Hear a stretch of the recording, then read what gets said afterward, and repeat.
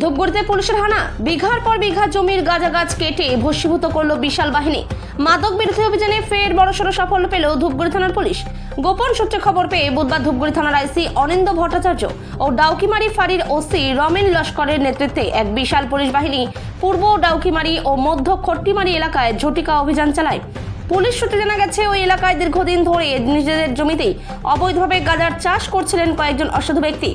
এদিন অভিযানে নেমে পুলিশ প্রায় 70টি পূর্ণবয়স্ক গাঁজা গাছ কেটে ফেলে এবং ঘটনাস্থলে সেগুলি আগুনে পুড়িয়ে নষ্ট করে দেওয়া হয়।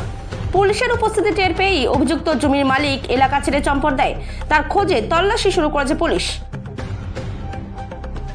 এখানেই নয়, এরপর সোজা সেখান থেকে গোটা পুলিশ বাহিনী পৌঁছে যায় ঝাড় আলতা 2 নম্বর গ্রাম পঞ্চায়েতের কালারখাস এলাকায়। সেখানেও অবৈধভাবে চাষ করা গাঁজা গাছ কেটে ফেলা হয় পুলিশের তরফে।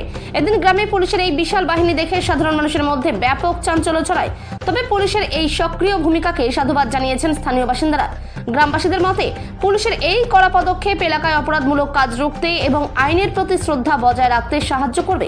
ধূপগুড়ি থেকে খাদিমুল ইসলামের রিপোর্ট, বিগ নিউজ বাংলা।